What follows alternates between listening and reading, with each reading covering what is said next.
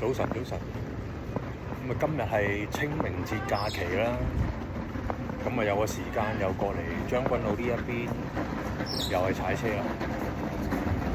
咁啊，上個星期就完咗嗰個陸上兩項啦，蒲崗村公園嗰邊。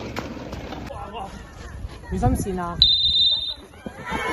之前咪話有個年青人啊，咁就有呢一個蒲崗村公園比賽啦，同埋啲龍和道3項嘅比賽。今次喺蒲崗村嗰邊咧，咁就係路段佢唔熟嘅，咁啊過程完成咗嘅，係啊，咁啊都有啲甩漏啦。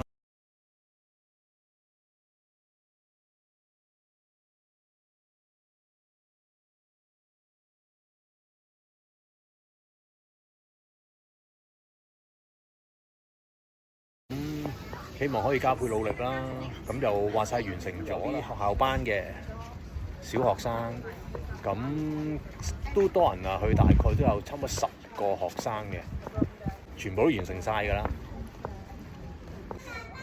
呢個班裏邊有啲小朋友，佢哋都好積極去參加，因為佢哋下學期先嚟嘅啫，即係嚟咗都係幾個月嘅啫，2-3個月嘅啫。咁跟住就上課堂嘅時候就練下單車啊，咁跑步啊，咁樣做轉項呢啲咁。咁今次都參與埋，咁唔錯嘅，係啊，幾好嘅。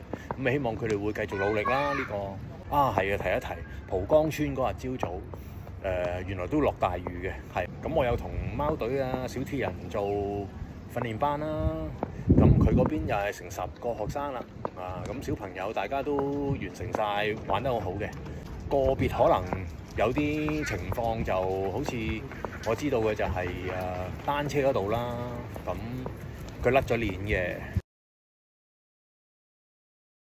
變咗有啲困難啦。去完成嘅時候，好彩都係尾段嘅時候啦，咁就最後都連埋個跑步完成埋嘅，係啦。咁啊呢啲就體育精神咯，係啦。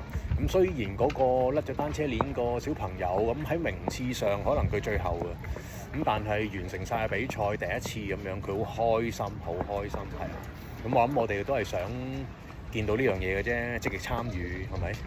咁啊，今日喺呢一個將軍澳呢邊踩單車咧，咁我好早嚟7點，咁啊踩4個鐘，咁而家食埋嘢㗎啦，已經係咁啊11點半。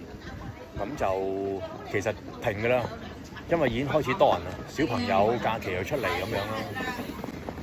即係如果你喺呢一類咁嘅單車徑裏邊，又自己想做訓練嘅話咧，就一定要早啦。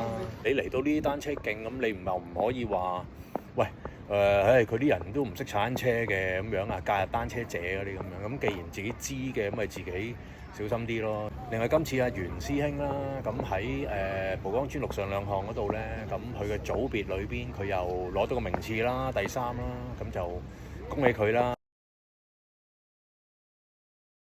好，龍和道完咗之後就再一齊分享下，吹吹。